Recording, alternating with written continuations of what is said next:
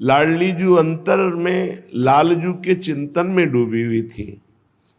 अचानक श्री चरणों का स्पर्श और रचना में चंचलता दिखाई दी, तो आंख खोल के देखा कौन है, तो स्वयं लालजू महाराज हैं।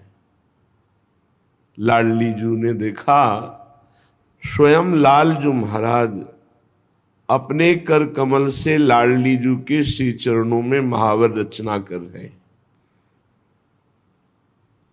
कैसा ये एकांतिक अद्भुत सेवा सुख है। स्वयं परमात्म तत्व हैं लालजी महाराज, आनंद सिंधु हैं, पर प्रेमाधीनता इतनी प्रबल है,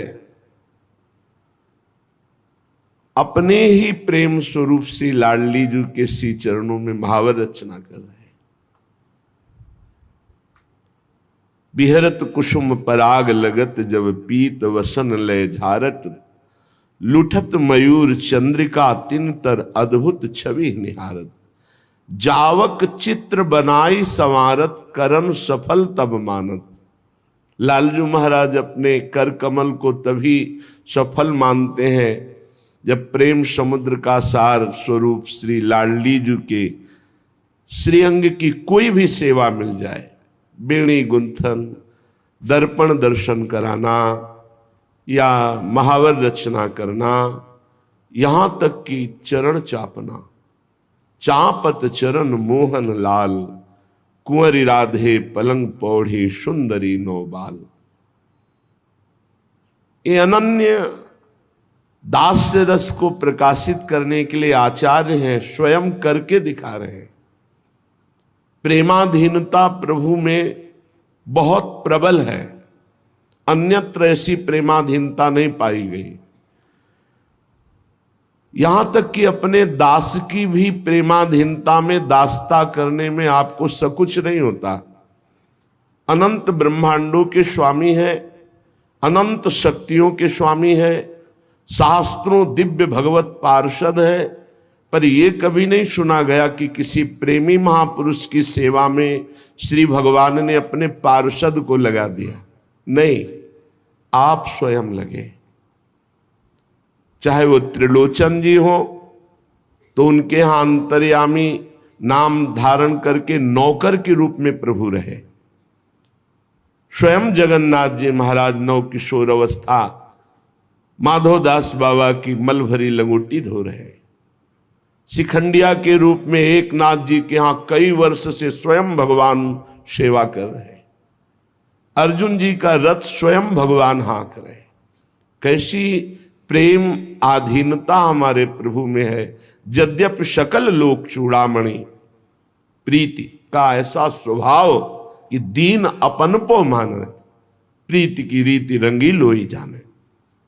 अनंत ब्रह्मांडों के अधिपति के पास क्या कमी। किसी एक शक्ति एक सेवा को पूर्ण कराने के लिए आदेश कर दे, सब हो जाए, लेकिन आप स्वयं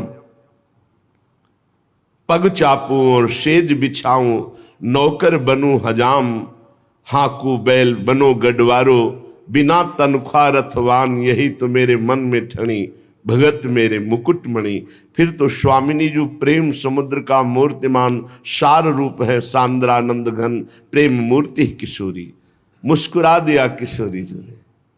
प्रभु आपकी प्रेमाधीनता अद्भुत है। प्रभु चित्र रचना कर रहे, श्री चरणों में महावर लगा रहे हैं, और कोकिला डाल पे बैठी हुई बोल रही राधा राधा राधा, फिर शांत हो जाती। लालजू ने कोकिला से कहा, बलि बलि जाऊं कोकिला तेरी,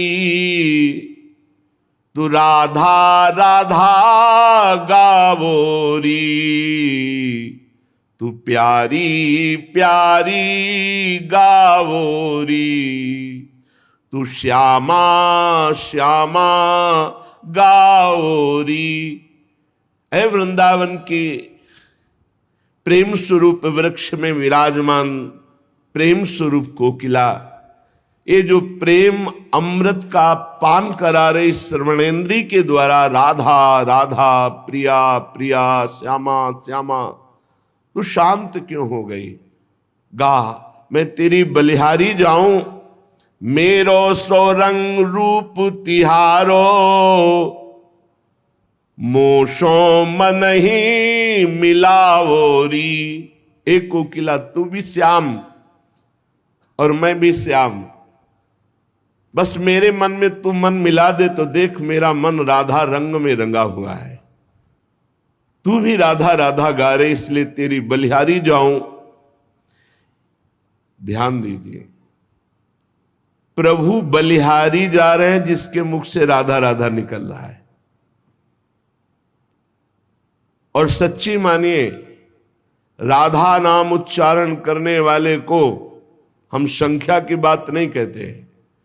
जितना जीवन बचा है, यदि आप प्रत्येक श्वास में राधा राधा राधा, तो वो पद प्राप्त होगा जो बड़ी बड़ी साधनाओं से नहीं प्राप्त होता। लालजू महाराज कह रहे, ये है जो नाम है मेरो जीवन, प्यासे श्रवण सिरावोरी, बलि बलि जाऊं कोकिला तेरी, राधा राधा गाओरी। ये राधा नाम मेरा जीवन है।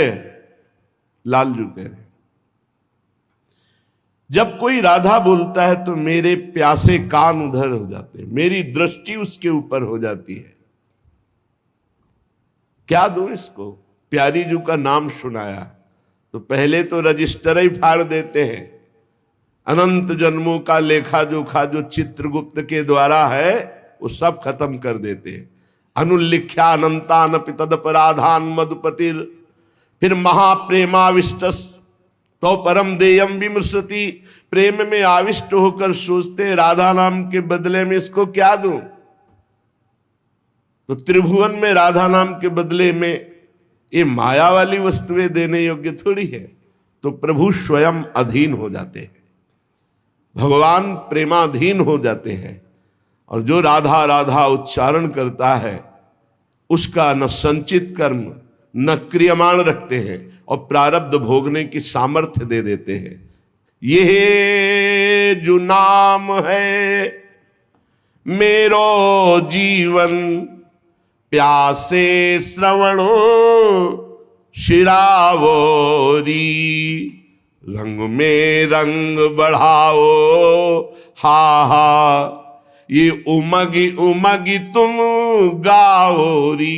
प्रेम रंग में और रंग चढ़ रहा है। कोकिला तू और जोर से बोल, राधा राधा राधा राधा, तन मन प्राण निछावर तेरे। प्रभु कह रहे, मैं अपना तन अपना मन अपना प्राण सब कुछ राधा नाम उच्चारण करने वाले के ऊपर बलिहार कर देता हूं, न्यौछावर कर देता हूं। अब न अधिक तरसावोरी, भोरी हित ये सुधा संजीवनी।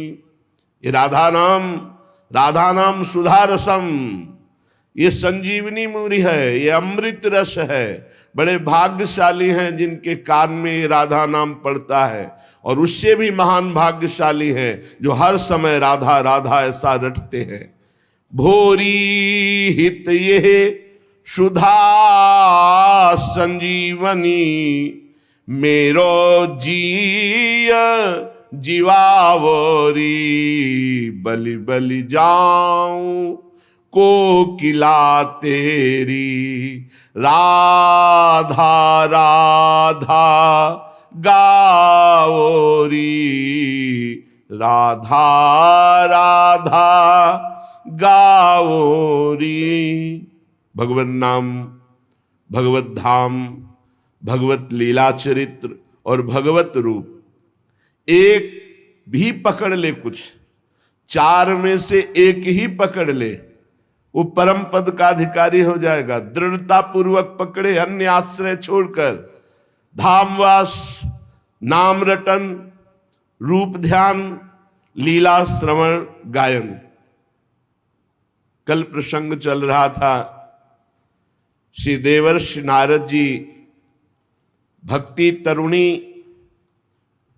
और ज्ञान वैराग्य वृद्ध, उनकी वृद्धावस्था दूर करने के लिए देवर्षि नारद जी ने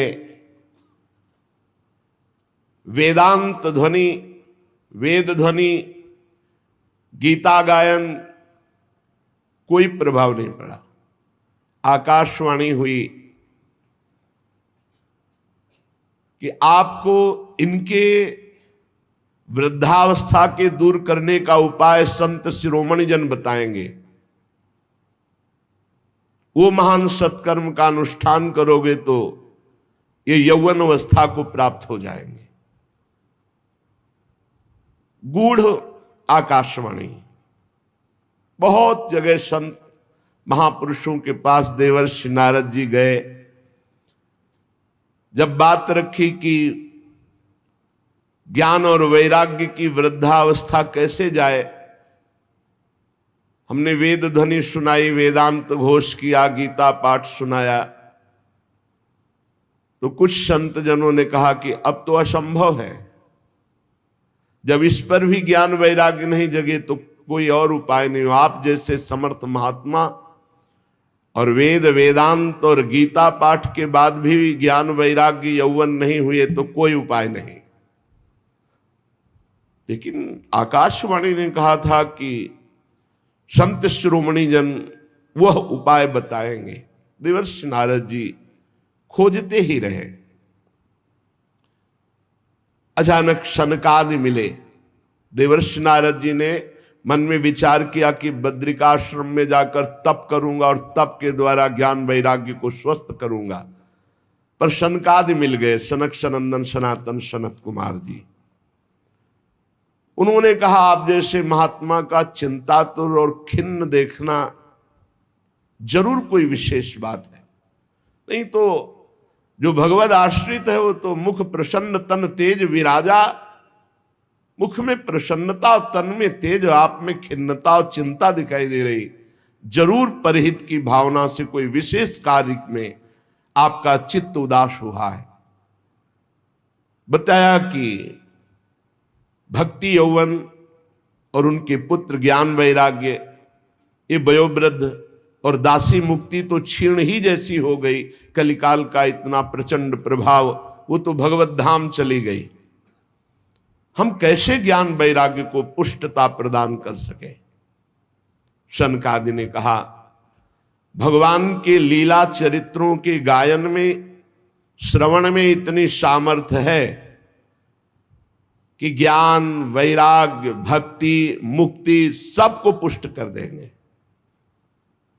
और संपूर्ण भगवान की ज्ञान सिद्धांत, वैराग्य महिमा, भक्ति महिमा, तत्वबोध सब कुछ विराजमान है श्रीमद् भागवत में।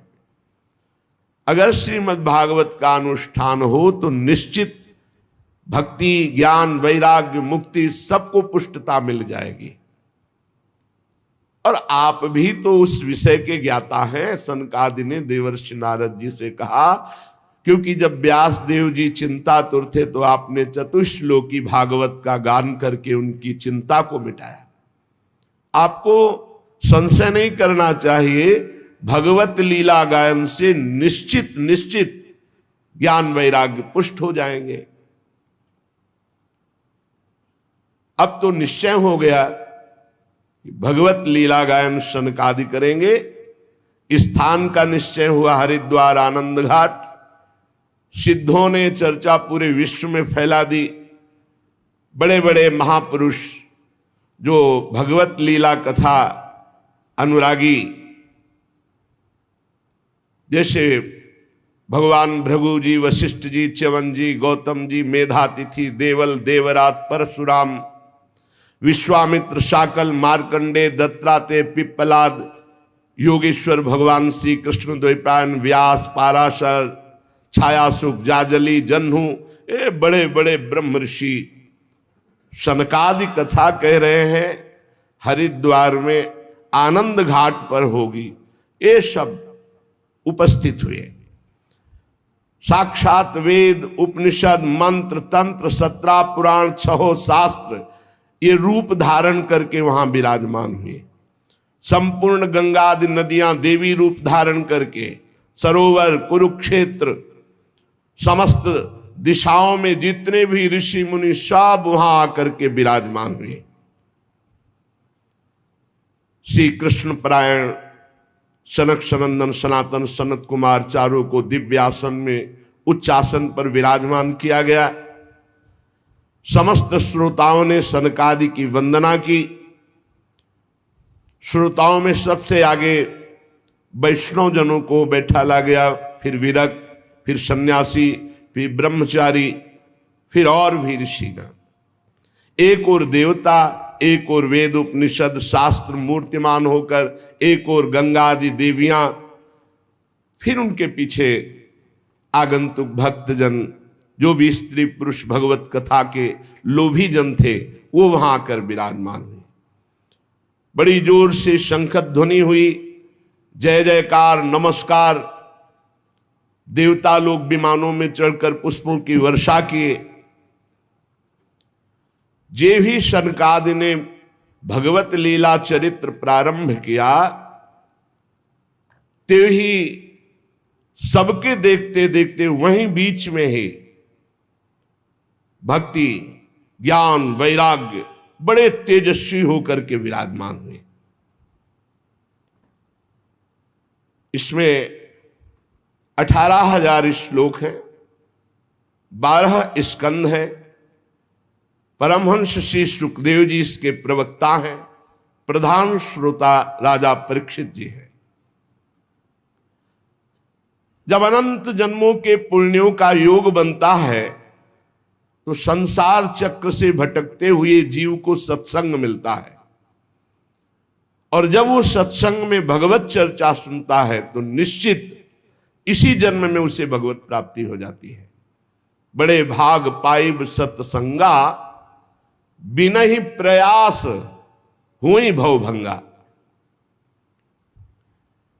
बहुत से शास्त्र हैं, बहुत से पुराण हैं, बहुत से मार्ग हैं। कहां तक चलोगे? किस किस मार्ग में चलोगे? जीवन बहुत थोड़ा है, शाम तक जिए कि ना जिए कोई भरोसा नहीं।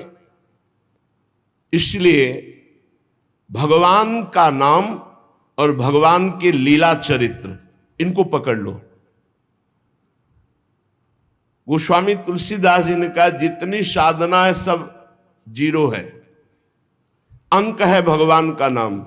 अगर नाम नहीं है तो 0 रखते जाओ, उसका ज्यादा कोई महत्व नहीं बनता। और अंक लिख दो 1, फिर 0 तो 10, फिर 1 0 तो 100, फिर 1 0 तो 1000, फिर 1 0 तो 10,000। हर शून्य का महत्व बढ़ता चला जाएगा। ऐसे ही अंक है नाम। नाम जप करते हुए जो साधना बने बढ़िया, और कोई साधना न बने तो चिंता की बात नहीं।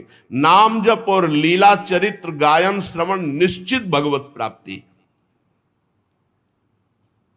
जिसके घर में रोज नाम कीर्तन होता है और थोड़ी ही देर सही, आधा घंटे ही सही, भगवत चर्चा होती है, भगवान की लीलाओं का गायन होता है, वो घर घर नहीं रहता, वो तीर्थ हो जाता है।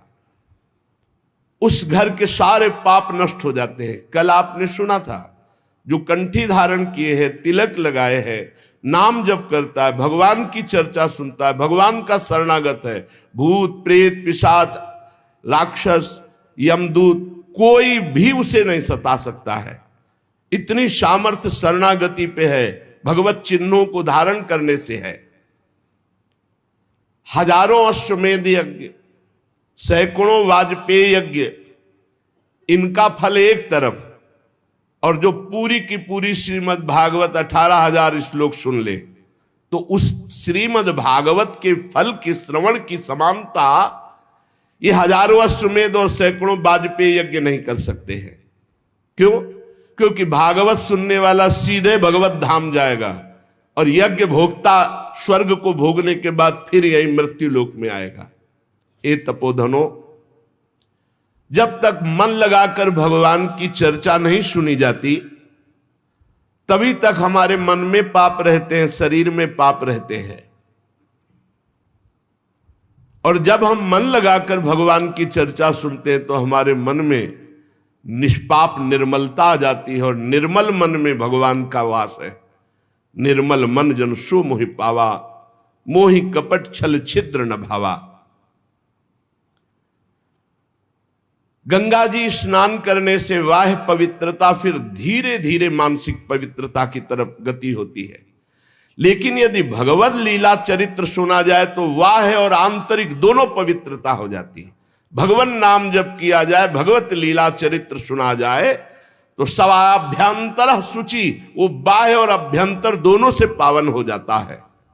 इसलिए श्री कृष्ण लीला कथा अमृत की समानता न गंगा, न गया, न काशी, न पुष्कर, न प्रयाग कोई नहीं कर सकता। जिसको इसी जन्म में भगवत प्राप्ति की इच्छा है तो एक श्लोक ही सही, एक श्लोक ही गायन करे, कोई भी एक श्लोक याद कर ले। ये श्रीमद् भागवत का ही श्लोक है। कृष्णाय वासुदेवाय हरये परमात्मने प्रणत क्लेश नाशाय गोविंदाय नमो नमः। एक श्लोक अगर रोज गाया जाए जीवन में तो उसकी दुर्गति नहीं होगी। एक श्लोक या तस्मात् शास्त्रम प्रमाणम। अगर आधा श्लोक भी उच्चारण कर दे तो निष्पाप रहेगा पूरे जीवन। जो प्रणव का जप करता है, गायत्री अनुष्ठान करता है, पुरुष सूक्त गायन करता है, वेदों का स्वाध्याय करता है, द्वादशाक्षर मंत्र जप करता है, भगवान सूर्य की आराधना करता है, प्रयागराज में संगम में स्नान करता है, संवत्सर रूप काल, ब्रह्म ऋषि, अग्निहोत्र, गौ सेवा, द्वादशी तिथि, तुलसी सेवन, बसंत ऋतु, ये सब जो, और एक भगवान का नाम जप करके लीला चरित्र सब महान हो गए। बुद्धिमान वही है कि ये जन्म हमारा व्यर्थ न जाने पावे, सनकादि कहते हैं। जो पुरुष अहर्निश भगवान का नाम जप करता है, अहर्निश निरंतर महिमा है। जो अहर्निश निरंतर तैल धारावत अखंड चिंतन में चल रहा है नाम, और जहां भगवान की चर्चा होती, जैसे प्यासा आदमी दौड़ के जाता है, बावरों सो रस में फिरे खोजत नेह की बात, बावरा में कहां भगवत चर्चा हो रही, और जाके वहां शांत एक चित्त होकर बैठकर भगवत चर्चा सुनता है। तो कह रहे जन्म कोटि कृतम पापम नश्यते नात्र संशया। करोड़ों जन्मों के पाप उसके नष्ट हो जाते, इसमें कोई संशय ना करे। जो नित्य भगवान की लीला कथा सुनता है, नित्य भगवान का नाम जप करता है, श्री तुलसी जी को जल चढ़ाता है, वैष्णव जनों की सेवा करता है, उसको परम पद दुर्लभ नहीं है, सुलभ है। जो पुरुष पधारने जा रहा हो, शरीर पूरा हो रहा हो, उस समय नाम कीर्तन, उस समय भगवान के लीला चरित्रों के 2-4 अध्याय गान कर दे, निश्चित वो भगवान के धाम को जाएगा, निश्चित। ये करना चाहिए। अपना कोई परिचय हो या ना हो, किसी का शरीर छूट रहा है तो नाम कीर्तन शुरू कर दो। अगर आपको आता है तो संस्कृत या हिंदी से भगवान के पावन चरित्र जो गाए गए हैं, 2-4 अध्याय रास पंचाध्यायी के भगवत लीला के सुना दो, अवश्य अवश्य उसे भगवत प्राप्ति हो जाएगी। इस सनक सनंदन सनातन सनत कुमार जी कह रहे हैं।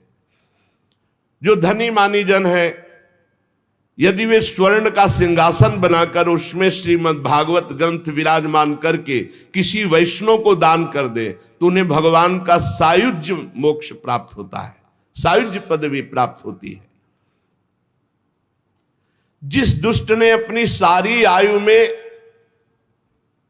कभी न नाम जप किया है, न कभी लीला कथा सुनी, कोई भागवतिक कार्य नहीं किया, तो उसका जीवन व्यर्थ चला गया। संसार के भोगों का बोझा ढोते हुए, भोगों को भोगते हुए उसका व्यर्थ जीवन गया। व्यर्थ में माता ने प्रसव किया, उसका यहां मृत्युलोक में मानव शरीर धारण करना व्यर्थ हो गया। वो मुर्दा है जो भगवान का नाम जप नहीं करता, वो मुर्दा है जो भगवान की लीला कथा नहीं सुनता। वो भार स्वरूप है पृथ्वी में, पशु तुल्य है, धिक्कार है। सनकादि जन कह रहे, धिक्तम नरम पशु समम भूय भार रूपमेवं वदंति दिव्य देव समाज मुख्या। संत समाज, देव समाज ऐसों का त्याग कर देते, धिक्कार कर देते हैं, जो न नाम जप करते हैं, न भगवद आचरण करते हैं, न भगवत लीला कथा सुनते हैं। संसार में सब कुछ सुलभ हो सकता है, पर संत समागम बहुत कठिन है। संत समागम, भगवत प्रेमी महात्मा का मिलना, महत्संगस्तु सुदुर्लभ हो। करोड़ों जन्मों के जब पुण्य एकत्रित होते हैं, तब भगवत प्रेमी महात्मा का सानिध्य और उनके श्रीमुख से सिद्धांत और भगवत चर्चा सुनने को मिलती है। नारद जी, आप बड़े ही महान योग निधि महात्मा है, क्योंकि आपने जगत कल्याण के लिए ज्ञान वैराग्य को पुष्ट करने के लिए प्रयत्न किया। भगवत मार्ग में भगवत लीला कथा श्रवण रसास्वादन करने के लिए झूठ बोलना त्यागना आवश्यक है। अगर झूठ बोलेगा तो भगवत लीला कथा का स्वाद नहीं मिलेगा। कम से कम अब लो नशानी अब ना नशे हो, अब तक हुआ, अब तो सही बोलना शुरू कर दें। क्या भय है, झूठ क्यों बोलते हैं? बड़ा मन मलिन कर देता है झूठ, और लोग बड़ी सफाई से झूठ बोलते हैं। कभी चूक से झूठ हो जाए तो हो जाए, तो उसे क्षमा किया जाता है। जानबूझकर 100 का 100% झूठ। दूसरा, व्यभिचार। झूठ बोलना और व्यभिचार करने वाला, चाहे वो कथा कहे या कथा सुने, उसे स्वाद नहीं आएगा। इसलिए सनकादि कह रहे सत्य भाषण और ब्रह्मचर्य पालन, इससे बहुत जल्दी कथा का लाभ मिलता है। असत्य भाषण बोलने वाला और व्यभिचार दोषी, चाहे कथा कहे चाहे कथा सुने, उसे लाभ नहीं मिलेगा। कलयुग में बहुत कठिन है बहुत समय तक सत्य भाषण का नियम लेकर और ब्रह्मचर्य का नियम लेकर निर्वाह करना। इसलिए महापुरुषों ने इस कार्य को अगर अनुष्ठान रूप में लिया जाए तो सप्ताह श्रवण विधि रखी, कि 7 दिन नियम लेकर के सत्य भाषण, ब्रह्मचर्य पालन, निरंतर नाम जप, और 7 दिन में 18,000 श्लोक सुन जाओ, तो बड़े से बड़े महापाप का नाश करके वो भगवत प्राप्ति करा देगा। कलयुग में मन असंयमित रहेगा, शरीर में रोगों की बाहुल्यता रहेगी, आयु बहुत थोड़ी रहेगी, और भी अनेक प्रकार के झूठ बोलना, व्यभिचार करना, छल कपट, निंदा करना, ये सब दोष कलयुग में, जो फल तपस्या, योग और समाधि से भी प्राप्त नहीं हो सकता, वो भगवान की लीला कथा अमृत सुनने से प्राप्त हो जाता है। शनकादि ने महिमा वर्णन की। शौनक जी ने पूछा, सूत जी ये तो आपने बड़े आश्चर्य की बात कही,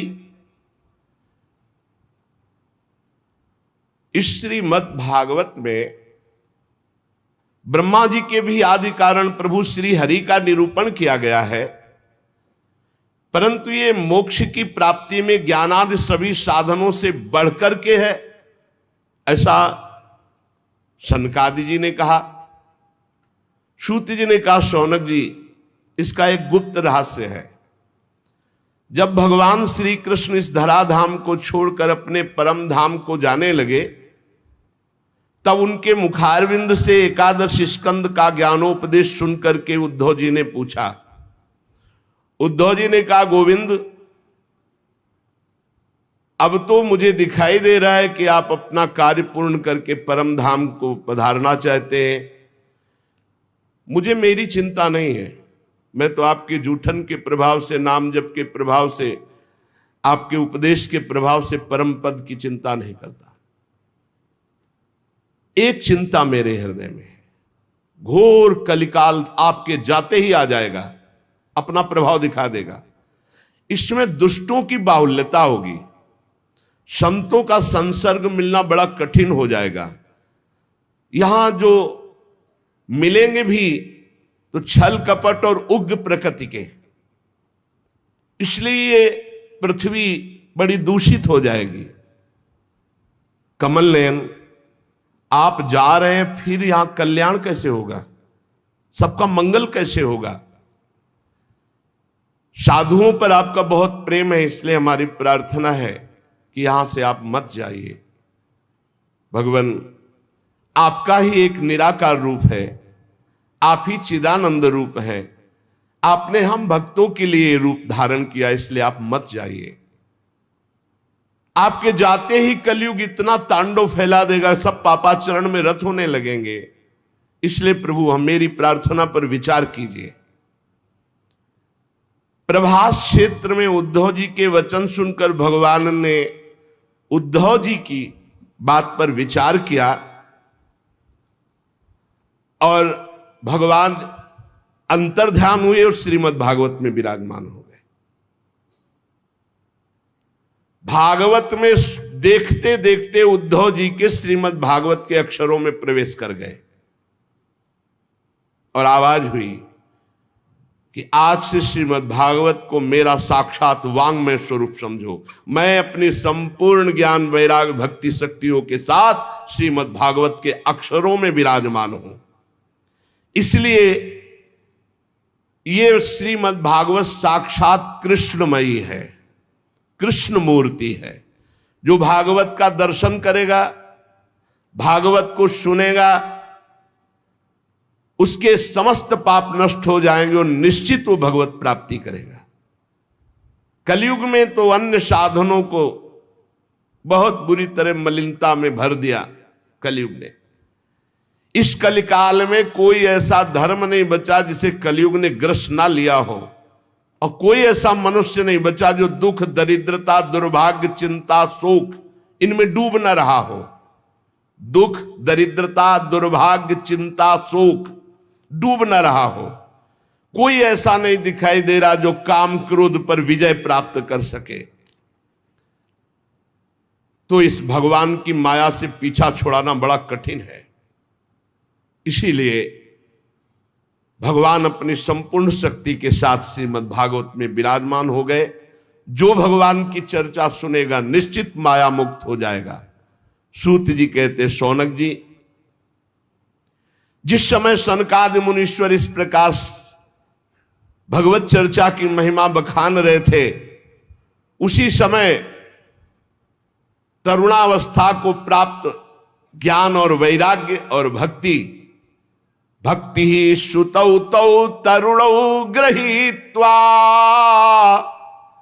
प्रेमैक रूपा सहसा विरासीत। श्री कृष्ण गोविंद हरे मुरारे नाथेति नामानि मुहुर्वदन्ति। सभा के बीच में ज्ञान, भक्ति, वैराग्य प्रकट हो गए और जोर जोर से गाने लगे। अपने लोग भी 2-4 बार गाते हैं, ओ श्री कृष्ण गोविंद हरे मुरारे, हे नाथ नारायण वासुदेव।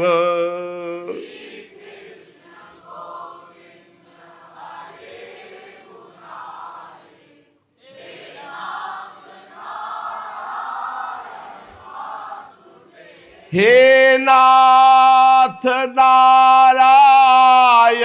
वासुदेव, हे नाथ नारायण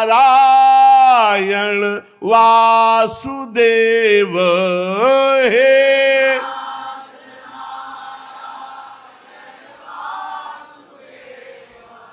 हे नाथ नारायण सुदेव, श्री कृष्ण गोविंद हरे मुरारे, हे नाथ नारायण वासुदेव, श्री कृष्ण।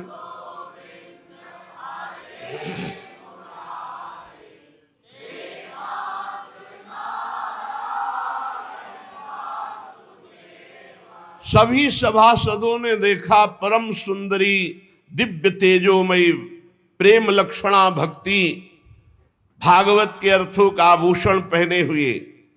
सब मुनिजन आश्चर्य हो, यह ऐसा तेजमय स्वरूप ज्ञान वैराग्य भक्ति का। तब सनकादि ने कहा, आश्चर्य मत करो, ये भक्ति देवी अभी अभी श्रीमद् भागवत की महिमा से प्रकाशित होकर के तरुण अवस्था को प्राप्त ज्ञान वैराग्य के साथ प्रकट हुई है।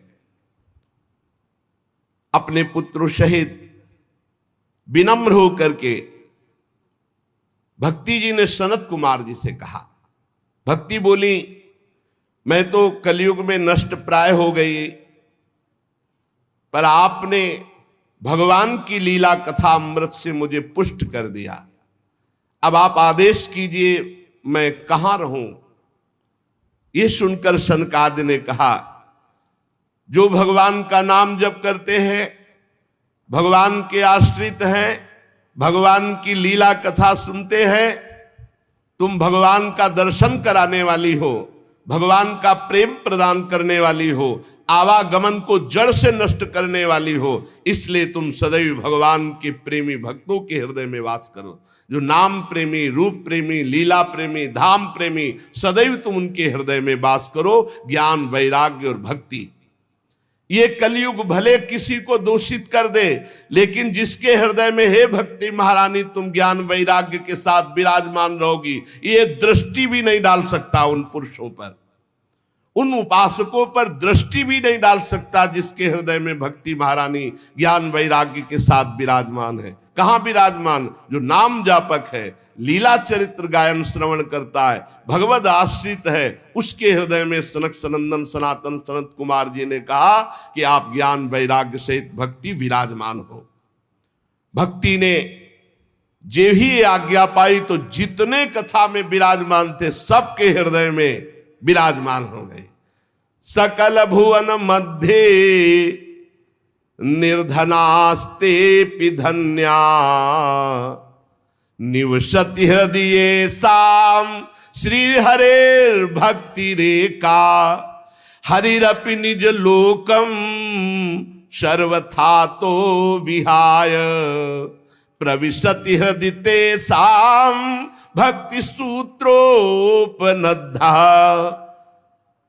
इस जगत में भले धनवान वो नहीं है, लेकिन उनके हृदय में भगवान की भक्ति विराजमान है।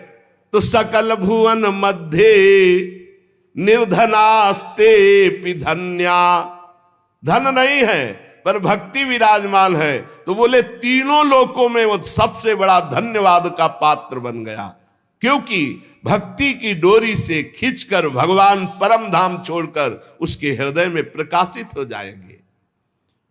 भूलोक में भगवत प्राप्ति का साक्षात उपाय, बिना परिश्रम के, बिना श्रम के परम पद पहुंच जाना, ये भगवत लीला चरित्र गायन श्रवण बैठा ले दिमाग में।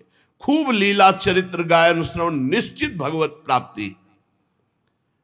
जिस समय भक्ति महारानी नृत्य कर रही, ज्ञान वैराग्य नृत्य कर रहे, पूरे सभा में श्री कृष्ण गोविंद हरे मुरारे, हे नाथ नारायण वासुदेव, ये कीर्तन हो रहा। उसी समय अथ वैष्णव चित्तेषु दृष्ट्वा भक्ति मलौकिकी, निज लोकम परित्यज्य भगवान भक्त वत्सलः, बनमाली घनश्याम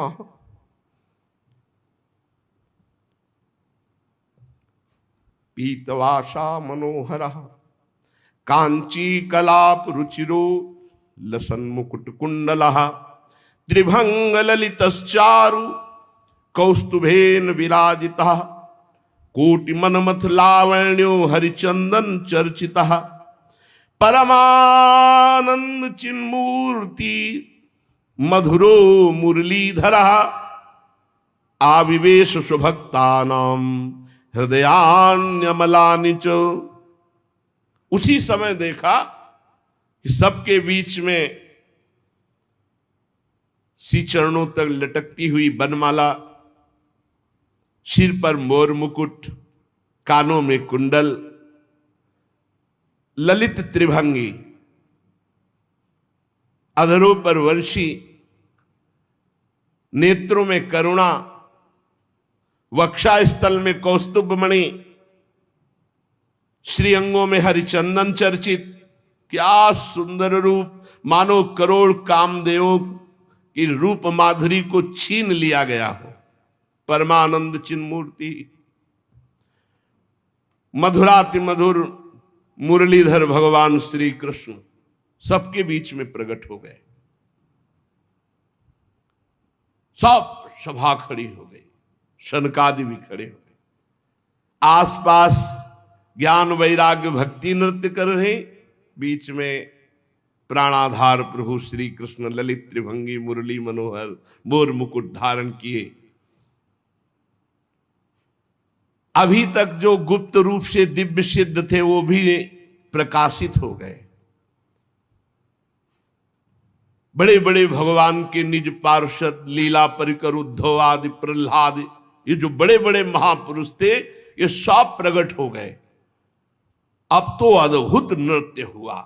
ज्ञान भक्ति वैराग्य सनकादि प्रहलाद नारद आदि तो वहां विराजमान ही हैं, उद्धव आदि, ये सब गुप्त प्रकट सब महापुरुष भगवत पार्षद ज्ञान वैराग्य भक्ति भी नृत्य कर रहे हैं। सब नृत्य जय हो जय हो। बीच में नटनागर मुरली मनोहर ललित त्रिभंगी प्रभु, कैसा अद्भुत। तदा जय जया रावो रस पुष्टिर लौकिकी चूर्ण प्रसून वृष्टिश्च मुहुः शंखरवोप्यभूत। कोई शंख ध्वनि कर रहा है, कोई जय हो। ऐसे भगवान ललित त्रिभंगी सबको सुख देते हुए विराजमान। सब बड़े बड़े महात्मा आसपास जय जयकार, नमः नमः नमो नमः, शंख ध्वनि पुष्प वर्षा, जय जय। कितना अद्भुत सुख। ऐसा रस प्रवाह बह चला कि कोई भी ऐसा नहीं था जो देह सुधि का विस्मरण करके भगवदानंद में ना डूबा हो। देह गेहात्म विस्मृति ही तत्सभा संस्थिताम नाच। देह गेहात्म विस्मृति, कोई ऐसा सभा में नहीं बचा जो देह भाव से ऊपर न उठ गया हो। सबको देह गे की विस्मृति, एकमात्र भगवदानंद। ऐसी तन्मयता देख करके नारद जी ने कहा, मुनीश्वर गण, आज मैंने भगवान की चर्चा की महिमा देख ली। भगवान ने स्वयं कहा, मद भक्ता यत्र गायंती तत्तिष्ठामि नारद। मेरे भक्त मेरे पावन चरित्रों का गायन करते वहां मैं विराजमान रहता हूं। प्रमाण दे दिया भगवान स्वयं प्रकट होकर। इसमें संदेह नहीं कि कलिकाल में चित्त की शुद्धि के लिए भगवान की लीला कथा से बढ़कर और कोई साधन नहीं है। मुनिवर, आप लोग बड़े कृपालु हो, जो संसार के कल्याण के विचार करके बिल्कुल अद्भुत सरल मार्ग निकाला, जिससे सब लोग सुनकर भगवान को प्राप्त कर सकते हैं। सनकादि ने कहा कि जो लोग सदा पापरत रहते हैं, दुराचारी हैं, वेद के विरुद्ध मार्ग में चलते हैं, जो कामी हैं, क्रोध से जलते रहते हैं, कुटिल हैं, ऐसों को भी भगवत चर्चा भगवान की प्राप्ति करा देगी। जो सत्य कभी बोले ही नहीं, सत्य से चित हैं, सत्येन हीना पितृमात्र दूषकास तृष्णा कुलाश्चाश्रम धर्म वर्जिता ये दंभिका मत्सरणोपि हिंसका। जो माता पिता की निंदा करने वाले, माता पिता को कटुवचन बोलने वाले, माता पिता को दंड देने वाले, ये घोर नरकों को जाते हैं। लेकिन ऐसा भी पुरुष जो तृष्णा का मारा, आश्रम धर्म का त्यागी, दंभी, दूसरों की उन्नति देखकर कुढ़ने वाला, सदैव दूसरों को कटुवचन दुख देने वाला, ऐसे लोग सब नरक जाते हैं। पर ऐसे लोगों को भी यदि भगवत चर्चा सुना दी जाए तो उनका कल्याण हो जाएगा।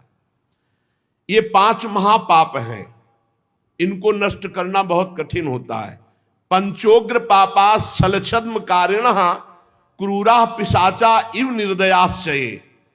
कौन से महापाप? सबसे पहला शराब पीना। ये पंचोग्र पापास, ये निश्चित नरक जाते हैं। शास्त्र हमारा निषेध करता है। जिनके कानों में आवाज पड़ रही हो, प्रार्थना है आज से शराब पीना छोड़ देना। वैसे बहुत लोग छोड़ चुके हैं, लेकिन जिनको भी अभी लग रहा हो तो कि हमारा सुख बढ़ेगा इससे, तो ध्यान दीजिए। पंचोग्र पापा ये तुम्हारा नाश कर देंगे। 5 महापाप हैं। पहला है मदिरापान, शराब पीना, और दूसरा है ब्रह्म ऋषि की हत्या कर देना, तीसरा है किसी के स्वर्ण की चोरी कर लेना, चौथा है दूसरे की पत्नी के साथ व्यभिचार करना, गुरुपत्नी गामी, गुरु की पत्नी के साथ व्यभिचार करना, और 5वां है विश्वासघात कर देना। ये 5 महापाप हैं जिनको नरक में भोगने पर भी वो पूर्ण सफाई नहीं होती, फिर यहां दुर्गति योनियों को प्राप्त होते हैं जहां महान कष्ट मिलता है। ऐसे 5 महापाप करने वाले, मदिरापान, ब्रह्म ऋषि की हत्या करने वाला, स्वर्ण की चोरी करने वाला, गुरुपत्नीगामी, पराई स्त्री से व्यभिचार करने वाला, और विश्वासघाती, ये 5 महापाप हैं जो नरक भोगना पड़ता है। छल छद्म परायण क्रूर पिशाचों के समान निर्दयी, जो ब्रह्म ऋषियों के धन को छीन करके पुष्ट होते हैं, ऐसे व्यभिचारी, ऐसे लोगों को भी यदि भगवान की चर्चा सुनने को मिल जाए तो पावन हो सकते हैं। इनको भी भगवान की लीला कथामृत सुनने को मिल जाए, किसी कारण से इनको जबरदस्ती, प्यार से, दुलार से, रिश्ते संबंध के बल से कैसे भी इन्हें सत्संग में ले आया जाए, इन्हों भगवत चर्चा सुनाई जाए, तो निश्चित इनकी बुद्धि परिवर्तित होगी, इनका कल्याण हो जाएगा। जो दुष्ट आग्रह पूर्वक मन वाणी शरीर से पाप करता है, दूसरे के भोजन से शरीर पुष्ट करता है, मलिन हृदय वाला, अगर ऐसों को भी भगवत चर्चा सुनाई जाए तो ये भी भगवत प्राप्ति के मार्ग में चल देंगे। नारद जी घोर पापी को भी भगवत प्राप्ति कराने में समर्थ है भगवत चर्चा। नारद जी ने कहा इसका कोई उदाहरण दिया जाए तो ज्यादा समझ में आ जाए, तो उनका हम तुम्हें एक प्राचीन इतिहास सुनाते हैं। पूर्व काल में तुंगभद्रा नदी के तट पर एक अनुपम नगर बसा हुआ था। उसमें सभी वर्णों के लोग अपने अपने धर्माचरण करते, सत्य में तत्पर रहते थे। उस नगर में समस्त वेदों का ज्ञाता, श्रौत स्मार्त कर्मों में निपुण एक ब्राह्मण रहते थे जिनका नाम था आत्मदेव। तेज तो ऐसा था मानो दूसरे सूर्य भगवान ही हो। ब्राह्मण तेजस्वी, वैदज्ञ, सत्कर्म अनुष्ठान करने वाला, और कभी उसके दरवाजे से कोई भिक्षुक वापस नहीं लौटा। इतना उदार हृदय वाला, देगा ही कुछ न कुछ। पर पूर्व प्रारब्ध के अनुसार उनकी जो पत्नी थी उनका नाम था धुंधुली। पति का नाम आत्मदेव और पत्नी का नाम धुंधुली था। सुंदरी थी, कुलीन थी, पर लड़ाकू स्वभाव था, अपनी बात पे अड़ जाना। अब वो बड़े ज्ञानी थे, वेदज्ञ, वेद के ज्ञाता, इसलिए वो शांत रहते थे, लड़ाई घर में नहीं होती। वो लड़ने वाली ही बात करती थी, पर वो शांत रहते थे। जब घर में नहीं होती तो पड़ोसी से जाके भिड़ना, जरा जरा से कारण में। क्रूर स्वभाव, बकवादी स्वभाव, गृह कार्य में निपुण लेकिन कंजूस और झगड़ालू, प्रारब्ध है। भोग विलास की कमी नहीं थी, खूब संपत्ति थी, घर बढ़िया सुंदर, परंतु सुख नहीं था। क्योंकि जब आत्मदेव घर में आते तो बस उपद्रव, लड़ाई झगड़ा, सब बड़ा नरक समझो। जिसकी घर में अशांति हो, झगड़ा होता, बड़ा नरक है। चैन से नमक रोटी खाए, प्यार से जीवे तो गृहस्थी धन्य। और खूब बढ़िया सब व्यवस्थाएं हैं, पर कलह, अशांति, मन नहीं मिल रहा एक दूसरे, ये बहुत धीरे धीरे अवस्था डल गई। कोई संतान ही नहीं हुई। बड़े बड़े पुण्य कर्म किए, खूब दान पुण्य किया, लेकिन संतान नहीं हुई। अब वो ब्राह्मण बड़े चिंतातुर हुए आत्मदेव की, जिसके संतान न हो तो फिर उसको पिंडदान कौन करेगा। गृहस्थी में विचार होता, कुल परंपरागत चलाने वाला तो कोई होना चाहिए। अब वो बड़े चिंतातुर हुए, हर उपाय करके हार गए थे। तो एक दिन उनके मन में आया कि एकांत जंगल में चलते हैं और अपने प्राणों को त्याग देते हैं। क्योंकि घर में जाओ तो कलह है, ना कोई संतान है। अब क्या, सब कुछ करके देख लिया, बुढ़ापा आ रहा है, पुत्र तो हुआ नहीं, तो कम से कम पुत्र होता तो कुल परंपरा चलाने, अब क्या। वो ऐसी भावना में थे कि जीवन व्यर्थ है, जंगल को चल दिए। उधर एक सरोवर में प्यास बुझाने के लिए एक महान संत आ रहे थे। जब कोई धर्मात्मा पुरुष दुखी होता है तो भगवान अव्यक्त रूप से संतों से मिला देते हैं। वो सन्यासी महात्मा थे। ब्राह्मण देखा कि वो जब जल पी चुके तो जाके साष्टांग दंडवत किया, शास्त्रों का ज्ञान था, हाथ जोड़कर खड़े हो गए। तो कथम रोदसी विप्रत्वम काते चिंता बलियसी वदत्वम संवत सत्वरम मह्यम स्वस्य दुखस्य कारणम। ये लंबी लंबी सांसें खींच रहे हो, उदास खड़े हो, दुखी दिखाई दे रहे हो। देखने से तो लगता है कि तुम ब्राह्मण हो, क्योंकि तेजस्वी हो। क्या चिंता है तुम्हारी जो तुम जल्दी जल्दी श्वासें खींच रहे हो लंबी और दुख प्रकट कर रहे हो। ब्राह्मण ने कहा, महाराज आखिरी उपाय आप हैं। वैसे तो मैं बताऊं, अपने जीवन से निराश हो चुका हूं। आपको देखा तो आशा बन गई। पूर्व जन्म का कौन सा प्रारब्ध मुझे पता नहीं, पर संतान योग नहीं।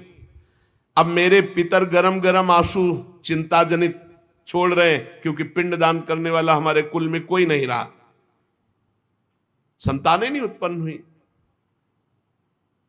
बहुत दुखी हो गया हूं। सही बताऊं, मैं आम प्राण त्यागने आया हूं जंगल में। मेरा मन मुझे धिक्कारता है कि तुम्हारा सब कुछ बेकार जब संतान नहीं। और यहां तक कि मैं जिस गाय को पालता हूं वो भी बछड़ा नहीं देती, वो भी बांझ हो जाती। यहां तक कि जो पेड़ लगाता हूं उसमें भी फूल फल नहीं आते। कितना मैं दुर्भागी हूं, बड़ा भागा हूं। अब मैं अपने प्राण त्यागने आया हूं। और फूट फूट कर रोने लगे। संत का हृदय बड़ा करुणामय होता है। संत चाहे तो नवीन प्रारब्ध तत्काल रच सकते हैं, क्योंकि भगवान के भजन में अपार सामर्थ्य है। उन्होंने अपनी दिव्य दृष्टि से देखा होगा, आत्मदेव ब्राह्मण, पुत्र का मोह तो छोड़ दो, आप विवेक का आश्रय लो, भजन करो। मैं तुम्हारी रेखा को देख रहा हूं, एक जन्म नहीं 7 जन्म तक कोई संतान है ही नहीं। देखो, संतान के पीछे मत पड़ो। राजा सगर, महाराज अंग, बड़े बड़े संतान में बहुत दुख भोगे हैं। अब तुम भजन करो। जंगल में निकल आए, भजन करो, संतान की आशा छोड़ो। ब्राह्मण ने कहा कि मुझे उपदेश नहीं, ये उपदेश नहीं, सब पढ़ा हूं, मुझे पुत्र चाहिए, पुत्र दो, नहीं मैं आपके सामने अभी प्राण त्यागता हूं, मुझे पुत्र चाहिए।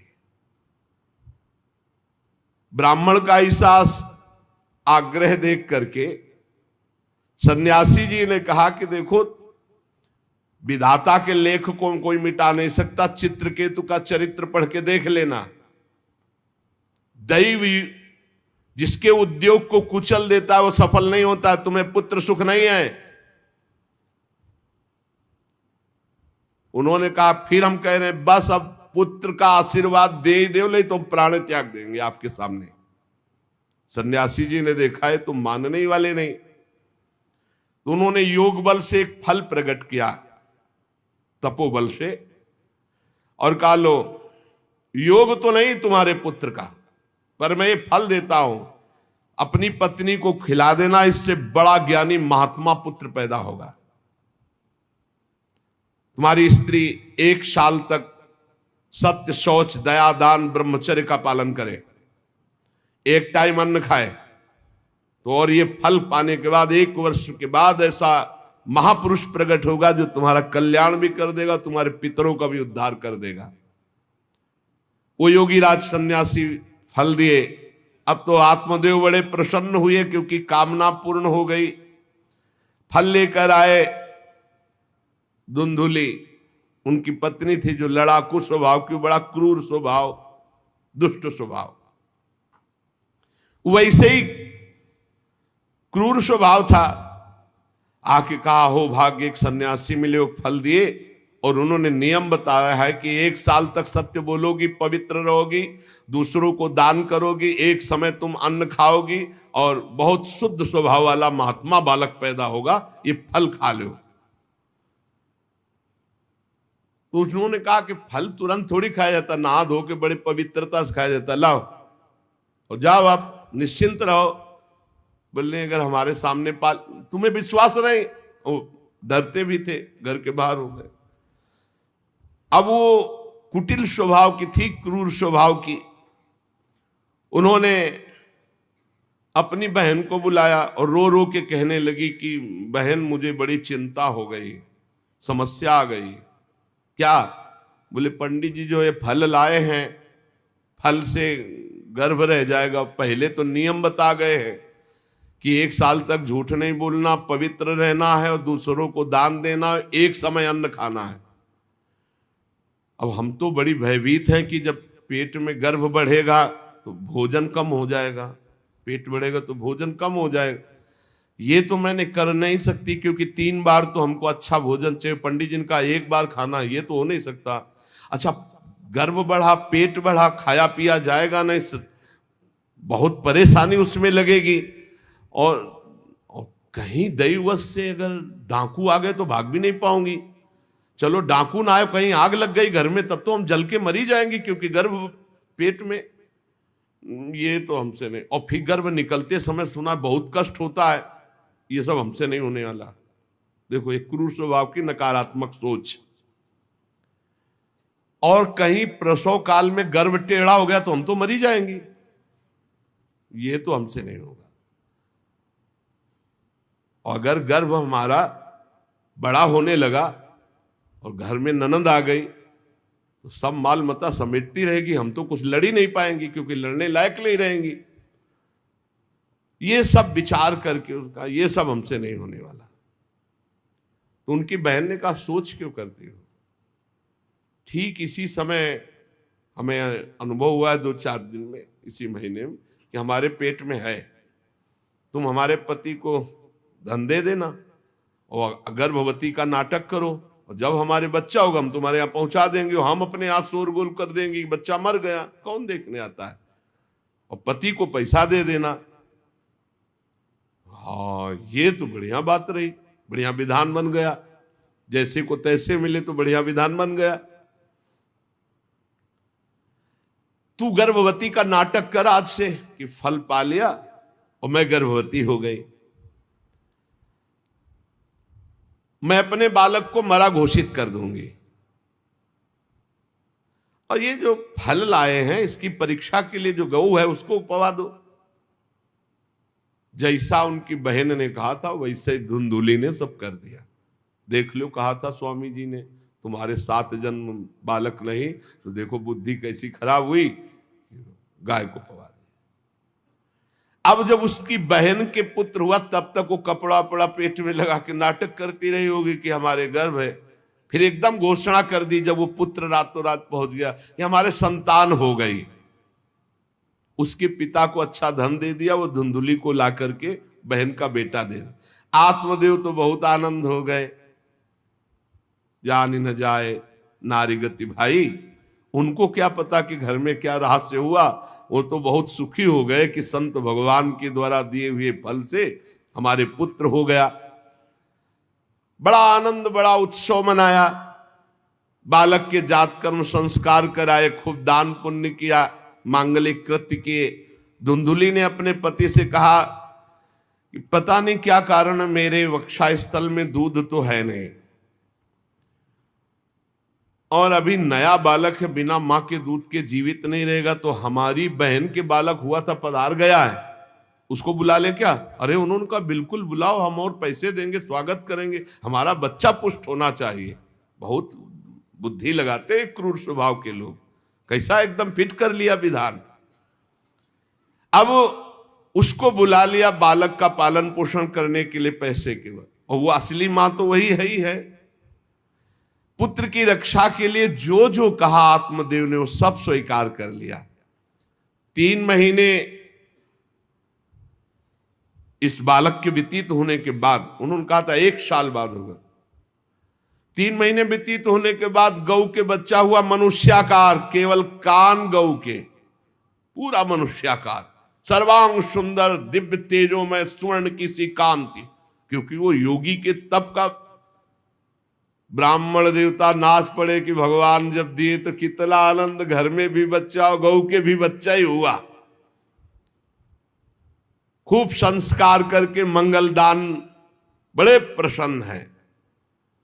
सब लोग कहते आत्मदेव का देखो कैसा भाग्य बदला कि घर में भी पुत्र हुआ, गौ के भी पुत्र हुआ, बछड़ा नहीं, केवल कान भर।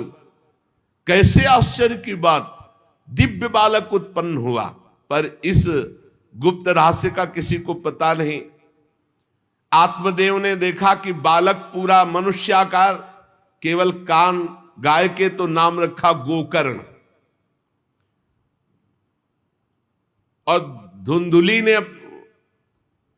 किसी शास्त्रीय पद्धति से नहीं, अपनी पद्धति से, हमारा नाम धुंधुली तो हमारे लड़के का नाम होगा धुंधकारी, उसका नाम रखा धुंधकारी।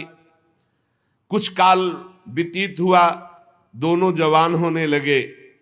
गोकर्ण में पूर्ण वैदिक सिद्धांत, धर्म पूर्वक, बड़े ज्ञानी महात्मा, और धुंधकारी पूर्ण दुष्ट। शौचाचार का तो नाम भी नहीं था पवित्रता का धुंधकारी में।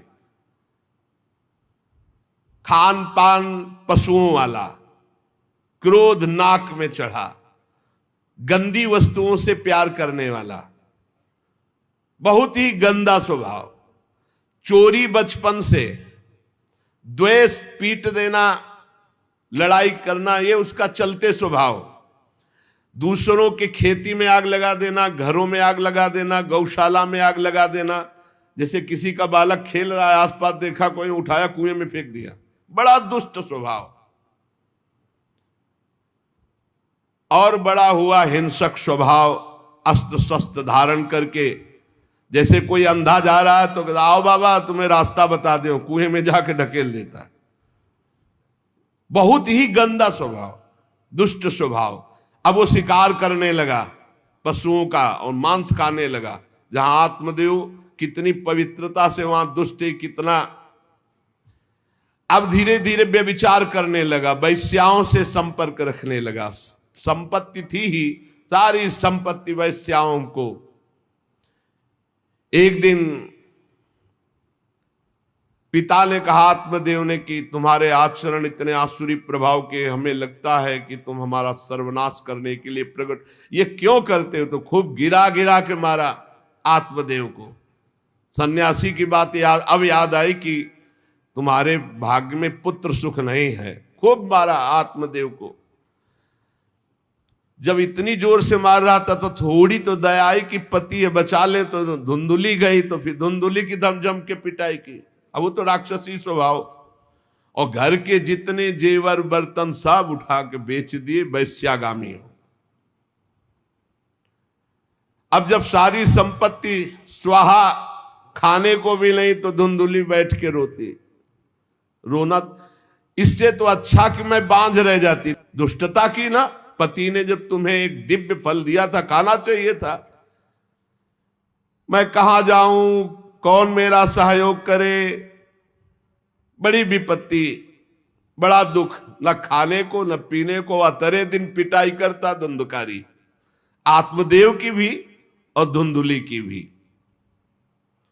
पिता बैठ के रो रहे थे, मैं सन्यासी की बात मान जाता तो गोकर्ण जी आए और उन्होंने कहा, पिताजी आप जैसे विद्वान पुरुष को ऐसा शोक करना उचित नहीं। तुम शास्त्र के ज्ञाता हो, तुम्हें चाहिए कि संसार की असारता का तो थोड़ा विचार करना हो। ये दुख रूपी मोह में फंसकर आप एक अज्ञानी पुरुष की तरह रो रहे हो, पिट रहे हो। पिताजी क्या शास्त्रों में नहीं पढ़ा, पुत्र किसका, धन किसका, पत्नी किसकी, शरीर किसका? ये मोह के कारण अज्ञानी जन रात दिन दीपक की तरह जल रहे। पिताजी ना सुख इंद्र को है, ना चक्रवर्ती राजा को है, सुख है तो एकांत में भगवान का भजन करने वाले को है। ये देखो गोकर्ण, ये मुंचा ज्ञानम प्रजारूपम मोह तो नरके गति। ये नरक जाने वाली बात, पुत्र के मोह में फंस करके आप छोड़ो इसे, आपका शरीर नष्ट हो जाएगा। इसलिए मेरी प्रार्थना मानो, आज से निकलो घर से और वन में जाओ, भगवान का चिंतन करते हुए जीवन व्यतीत करो। गोकर्ण जी के वचन सुनकर आत्मदेव वन में जाने के लिए तैयार हो गए। उनका बेटा आज तक तो कभी वन में तपस्या भजन किया नहीं, बड़ा शरीर से राग है, क्या करूं, कैसे भगवत प्राप्ति करूं? तो देहे स्थिमांसि रुधिरे भिमतिम त्यजत्वम जाया सुतादिषु सदा ममतां विमुंच पश्यानिशं जगदिदं क्षणभंग निष्ठम वैराग्य राग रसिको भव भक्ति निष्ठा धर्मं भजस्व सततं त्यज लोक धर्मान् सेवस्व साधु पुरुषान् जहि काम तृष्णाम् अन्यस्य दोष गुण चिंतन मासु मुक्त्वा सेवा कथा रसमहो नितराम पिबत्वम। संत समागम कभी व्यर्थ नहीं होता। देखो संत समागम का फल है गोकर्ण जी। गोकर्ण जी ने कहा, पिताजी जिस शरीर को आप मैं मान रहे हो, आप मैं नहीं हो। ये शरीर हड्डी मांस रुधिर का पिंड है, इसे आप मैं मानना छोड़ दें। आपकी स्त्री, आपका पुत्र, ये कभी आप मत माने। ये आपके नहीं थे, न पहले और न बाद में, बीच में भास रहे कि आपके हैं। ये संसार रात दिन नाश को प्राप्त हो रहा है, क्षण भंगुर है। किसी भी कोई वस्तु में ममता मत करो, यहां कुछ स्थायी नहीं है, सब नष्ट होने वाला है। बस एकमात्र वैराग्य रस के रसिक होकर भगवान की भक्ति में लग जाओ। कैसे भक्ति करे? धर्मम भजस्व सततम, सदैव धर्म का भजन करो। कौन सा धर्म? बोले त्यज लोक धर्मान, लोक धर्म का त्याग करके भागवत धर्म का आश्रय लो। भागवत धर्म का आश्रय कैसे प्राप्त होगा? बोले सेवस्व साधु पुरुषान, सदैव संत पुरुषों का संग करो, उनकी सेवा करो। उनके संग से, उनके वचनों से, उनकी कृपा से तुम्हारे हृदय में भागवत धर्म का परिचय जागृत हो जाएगा, तुम महाभागवत हो जाओगे। पर संतों का सेवन करने के लिए जो सबसे बड़ा दोष है, काम और तृष्णा, ये नई संतों के पास टिकने देती। इसलिए जहि काम तृष्णाम, कामना और भोगे हुए भोगों को जो भोगने की इच्छा, तृष्णा, इनका त्याग करके संत संग करो। और जब संत संग होने लगे तो सावधान हो जाओ। अन्यस्य दोष गुण चिंतन मासु मुक्त्वा, दूसरे के गुण दोषों का चिंतन न करके श्री भगवान का चिंतन करे, भगवान की सेवा करे, भगवान की कथा लीला सुने, तो उसको नित्य भगवत धाम की प्राप्ति हो जाती है। हे पिताजी, शरीर से मैंपन छोड़ दीजिए और शरीर संबंधियों से मेरापन छोड़ दीजिए और भागवत धर्म का आश्रय लेकर संत समागम कीजिए। सदैव संतों की सेवा, भगवत सेवा, नाम जप, लीला कथा, श्रवण, गायन, इसी से भगवत प्राप्ति हो जाएगी।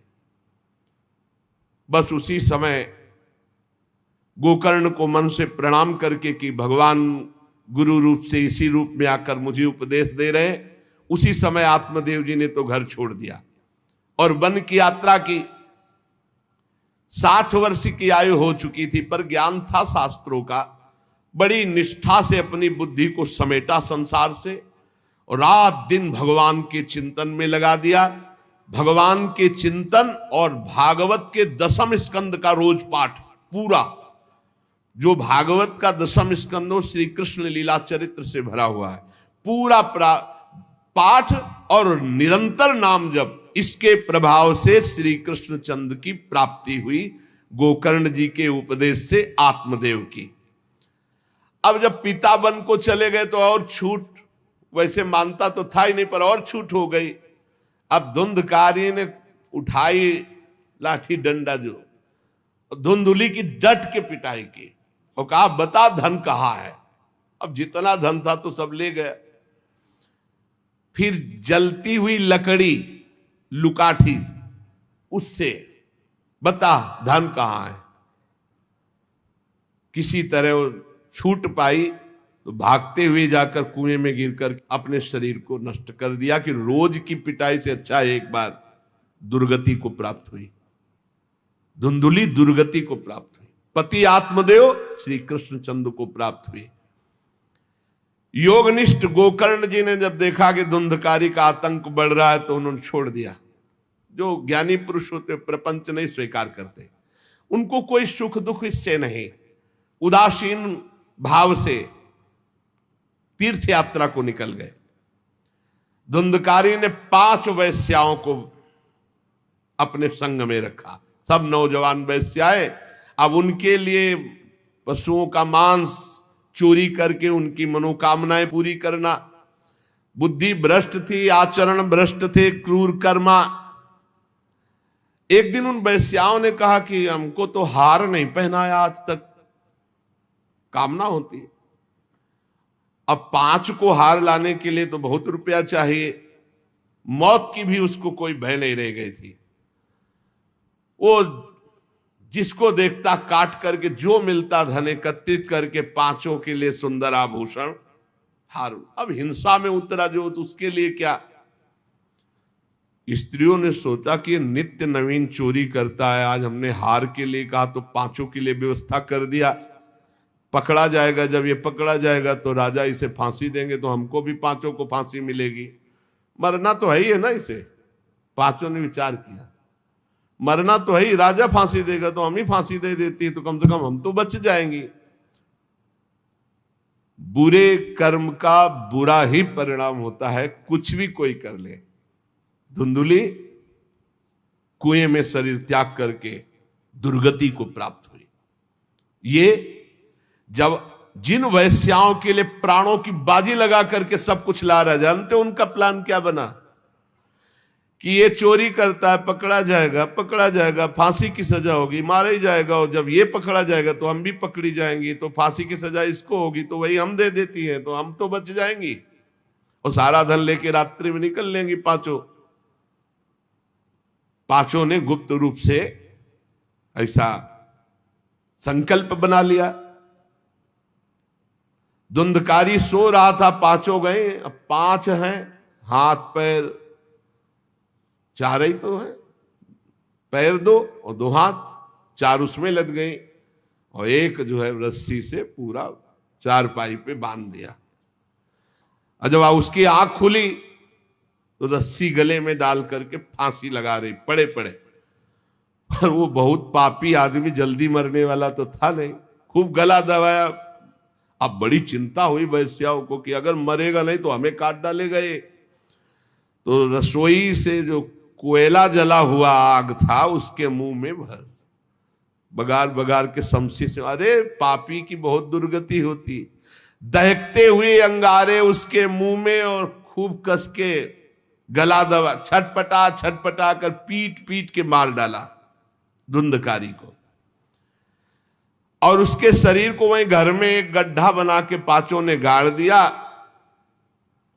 और वो सारा माल मता पैसा सब कुछ उनको पता था। स्त्रीणाम नयितु विश्वासम दुष्टानाम कारेत बुधा विश्वासे यह स्थितो मूढ़ा स दुःखई परिभूयते। शास्त्र कहता है जो व्यभिचारिणी दुष्ट स्वभाव वाली, जो केवल अर्थ पर दृष्टि रख करके धर्म का त्याग करने वाली है, स्त्रीणाम नयितु विश्वासम दुष्टानाम कारेत बुधा, ऐसे दुष्ट आचरण, चाहे स्त्री चाहे पुरुष, ऐसे दुष्ट आचरण वाले को कभी विश्वास में नहीं, विश्वास पात्र नहीं बनाना चाहिए। और दूसरी बात करें, विश्वासे या स्थितो मूढ़ा सा दुखा परिभूयते, जो विश्वास करेगा अंत में मारा जाएगा, पर विश्वास पक्का हो जाएगा। क्यों? सुधामयम वचो अमृतमय वचन, विश्वास हो जाए। सुधामयम वचो यासाम कामिनाम रसवर्धनम, हृदय में काम रसवर्धन, हृदयम क्षुरधाराभाम प्रिय को नाम योषिताम। बहुत सावधान, उन दुष्ट स्त्रियों ने बहुत तरह से मार मार करके धुंधकारी, मुंह में अंगारा, गले में रस्सी, मार डंडों से मार मार के मार डाला, बहुत बुरी तरह मारा धुंधकारी को। अब जब दिन में निकलना चाह तो लोग, आज धुंधकारी नहीं देखा, बोले प्रीतम किसी कार्य से बाहर गए और असर लगाकर पांचों माल मत्ता लेके भाग गए। बहुत सावधान। संघृत्य वित्तम तायाता कुलटा बहु भर्तिका धुंधकारी बभूवात महान प्रेतः कुकर्मतः। जो कई पुरुषों से सहवास करती हैं या कई स्त्रियों से जो सहवास करता है, ऐसा अपवित्र हो जाता है कि उसके छूने मात्र से पुण्य नष्ट हो जाते हैं। फिर तो उनके संग से ही रह रहा था, उसे वैश्या उसे ही कहते हैं। उन वैश्याओं के संग से सारे सुकृत नष्ट हो चुके थे, महान पाप का स्वरूप हो गया था और वो सब भाग चुकी थी। तो धुंधकारी को भयंकर प्रेत योनि की प्राप्ति हुई, प्रेत योनि, भयंकर प्रेत योनि। अब वो बवंडर रूप, जो चक्रवात जैसे बवंडर देखते हो ना, वो रूप धारण करके दसों दिशाओं में भटकता। और प्रेत को स्वयं से पानी पीने के लिए कोई सुविधा नहीं, ऐसा नहीं नदी के किनारे रह रहा तो पानी पी लेगा, वो किसी को पकड़ेगा तब उसके द्वारा जो उसको पानी पिलाया जाएगा वो उसको मिलेगा। ऐसे पानी नहीं पी सकता, ना कुछ खा सकता है, ना कहीं विश्राम कर सकता है। वो बस हा दई चिल्लाता हुआ, रोता हुआ भटकता है। प्रेत योनि बड़ी भयानक होती है। जब तीर्थ यात्रा करके गोकर्ण जी लौटे तो सुना कि धुंधकारी का लापता, मार डाला गया। तब उन्होंने फिर गए और वहां पिंडदान किया धुंधकारी के लिए भी। बड़े महात्मा थे गोकर्ण, श्राद्ध किया और काफी तीर्थों में मंत्रानुष्ठान किया कि इसका कल्याण हो जाए। ये सब करके लौट आए अपने पिता आत्मदेव के घर में। रात्रि में कोई देख ना पावे इसलिए सीधे अपने घर में गए और शयन किया। और वहीं गड़ा था धुंधकारी, प्रेत आत्मा बन के वो मड़रा रहा था। वही प्रेत आत्मा ऐसे को नहीं छूती जो भगवान का भजन करते। देखो, अब जे धुंधकारी ने देखा कि गोकर्ण आए हैं तो उसको तसल्ली हुई कि महात्मा हमारा कल्याण कर देगा। और वो प्रकट हुआ, भेड़ा बना। धुंधकारी पहले भेड़ बना बड़ा, और ऐसे गोकर्ण जी ने देखा कि दरवाजा तो बंद था, भेड़ कहां से आ सकता है। तुरंत भैंसा बन गया, तुरंत इंद्र रूप धारण कर लिया, भयावा प्रिय, ऐसे कई रूप बदल। तब उन्होंने कहा ये विपरीत अवस्था, इसका मतलब ये प्रेत है। क्योंकि ऐसी विपरीत निंदनीय और बंदनीय दोनों रूप धारण कर रहा है, दुर्गति को प्राप्त हुआ प्रेत आत्मा है। वो डरने वाले तो थे नहीं, ज्ञानी महात्मा थे। गोकर्ण ने कहा, कस्तो मुग्र तरो रात्रौ कुतो यातो दशामिमाम किंवा प्रेता पिशाचो वा राक्षसो शीत संसना। कौन है तू? प्रेत है, पिशाच है, राक्षस है, क्या है? ये क्या नाटक कर रहा है? कभी भेड़ बनता, कभी भैंसा बनता, कभी इंद्र बनता, कभी ये रूप। कौन है तू? ये अधोगति को प्राप्त कैसे हुआ तू? गोकर्ण जी डरे नहीं। अगर सच्चा महात्मा न हो तब तो भयभीत हो जाए। गोकर्ण जी सच्चे महात्मा है। अब वो चिल्ला चिल्ला के केवल रो रहा, एक शब्द भी नहीं बोल पा रहा। तो गोकर्ण जी समझ गए अधिक पाप होने के कारण ये बोल नहीं सकता। तब अंजलि में जल लिया और कई मंत्रों का जाप किया और फिर उसके ऊपर फेंका। जे भी फेंका तब बोल पाया, भैया मैं आपका भाई धुंधकारी हूं, बचा लो, मेरी भारी दुर्गति हो गई। मैं तुम्हारा भाई हूं, मैं धुंधकारी हूं। अब मुझे बहुत कष्ट हो रहा, पश्चाताप हो रहा, मैंने सब कुछ नष्ट कर दिया। धर्म भ्रष्ट पापाचारी, अब मेरी बड़ी दुर्गति है। उन उल्टा वैश्याओं ने मुझे तड़पा तड़पा करके मारा है। मैं कुछ कर नहीं सकता इस समय। ऐसा थोड़ी कि प्रेत है जिसको चाहे पटक दे, ऐसा नहीं है। ऐसा विधान नहीं, पहले वैश्याओं को मारता जाके। मैं कुछ कर नहीं सकता, प्रेत योनि में पड़कर दुर्दशा भोग रहा हूं। अब दैववश केवल वायु से जीवित हूं, बहुत प्यासा हूं, भूखा हूं, पर नहीं खा सकता, नहीं पी सकता। आप दया समुद्र भैया मेरा उद्धार करो। गोकर्ण ने कहा कि तुम्हारा उद्धार तो हो जाना चाहिए। तुम्हारे लिए तो मैं गया में गया, वहां श्राद्ध दिया, तीर्थों में भी अनुष्ठान किया, फिर तुम्हारा प्रेतियों से उद्धार कैसे नहीं हुआ? तो उनका भैया एक दो बार गया श्राद्ध से मेरा कुछ नहीं होने वाला, बहुत पापी हूं, बहुत बड़े बड़े पाप किए हैं। कोई दूसरा उपाय सोचो, छोटे मोटे पिंडदान से, दान पुण्य से मेरा उद्धार होने वाला नहीं, बहुत स्टॉक है हमारे पाप का। तुमको हम बताएं, सैकड़ों बार गया श्राद्ध करो तो भी मेरा कल्याण नहीं हो सकता, ऐसा मैं पापी हूं। कोई दूसरा उपाय सोचो। गोकर्ण जी ने कहा, सैकड़ों गया श्राद्ध से तुम्हारी मुक्ति नहीं हो सकती, तो तुम्हारी मुक्ति असंभव है। कहा भैया मैं तुम्हारे चरणों में पड़ा हूं, मुझे मेरा उद्धार करो। तो कहा ठीक है, तुम अभी इस घर से निकलो, कहीं और रहो, हम जब तुम्हें बुलाएं तब आ जाना। जाओ, हटाओ, हमारे इस घर से हटो। हटा दिया उनको। गोकर्ण जी की आज्ञा पाकर धुंधकारी बाहर भटक रहा है। रात भर विचार किया कि इसका कल्याण कैसे होगा, जब सैकड़ों गया श्राद्ध से कह रहा उद्धार नहीं होगा। अब जब प्रातः काल हुआ, दरवाजा खुला तो बहुत से विज्ञजन आकर के गोकर्ण जी से मिले। गोकर्ण ने सबसे सलाह की कि क्या हो सकता है, ऐसे ऐसे स्त्रियों ने उनको मारा और वो प्रेत योनि को प्राप्त हुए। जो लोग विद्वान थे, योगनिष्ठ थे, वेदज्ञ थे, उन्होंने कई शास्त्र पाठ आदि की बातें बताई, सबने, पर सही उत्तर नहीं मिला। गोकर्ण जी महान तपस्वी थे। गोकर्ण जी ने प्रातःकाल स्नान करके अर्घ दे रहे थे, बोले औरों से क्या पूछना, सीधे सूर्य भगवान से पूछे। मंत्र का उच्चारण करते हुए सूर्य भगवान को स्थगित कर दिया, रोक दिया। बहुत बड़ी मंत्रों में तथा सर्वै सूर्य वाक्यम तन्मुक्तो स्थापितम परम गोकर्णा स्तंभनम चक्रे सूर्य वेगस्य वै, तथा सूर्य की गति को रोक दिया। और तुभ्यम नमो जगत साक्षिन ब्रूहि में मुक्ति हेतुकम।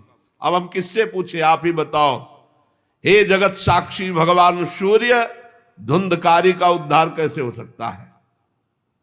आप कृपा करके बताइए कि धुंधकारी की मुक्ति कैसे हो सकती। गोकर्ण की प्रार्थना सुनकर भगवान सूर्यदेव ने कहा, श्रीमद् भागवत महापुराण नियम पूर्वक सुनाओ, निश्चित उसकी मुक्ति हो जाएगी। सप्ताह पारायण 7 दिन में पूरी भागवत श्लोक सहित। सूर्य भगवान की आज्ञा सबने सुनी, गोकर्ण जी ने भी सुनी। बहुत सरल उपाय। गोकर्ण जी ने निश्चय किया, मैं स्वयं सुनाऊंगा और उसका उद्धार करूंगा। अब तो कथा का समय निश्चित किया। बहुत से लोग कथा सुनने के लिए वहां पहुंचे। जब सुना कि भगवान की कथा सब पापों का नाश कर देती है, तो बहुत से लोग, पापी पुण्यात्मा जो भी, सबको बैठने की उचित व्यवस्था की गई। एक 7 गांठ का बांस जो सीधा था, आवाहन किया धुंधकारी को और कहा इस पे बैठ जा, तू भी कथा सुन। तो सीधे 7 गांठ के बांस पर धुंधकारी जाकर के बैठ गया, छिद्र में वायु रूप होकर, क्योंकि बाहर कहीं स्थित नहीं रह सकता, चलायमान तो बैठना है। गोकर्ण जी ने एक वैष्णव को मुख्य श्रोता बनाया और प्रथम स्कंद से स्पष्ट स्वर में कथा सुनानी प्रारंभ की, श्लोक और अर्थ। सायंकाल को विश्राम दिया तो एक बड़ी विचित्र बात हुई। सभासदों के देखते देखते एक बांस में तड़ तड़ की आवाज हुई, एक गांठ फट गई।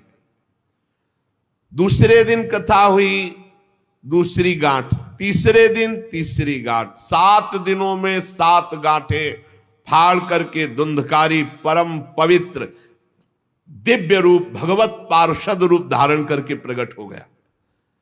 धुंधकारी का श्याम वर्ण पीतांबर धारण के, तुलसी की माला, सिर पर मनोहर मुकुट, कानों में कमनी कुंडल, सामने आकर गोकर्ण को प्रणाम किया और कहा भाई अब मैं भगवत पार्षद बन गया, प्रेत योनि से मुक्त। 7 दिन में भयंकर पापात्मा धुंधकारी श्री भगवान की चर्चा सुनने के कारण भगवत स्वरूप हो गया।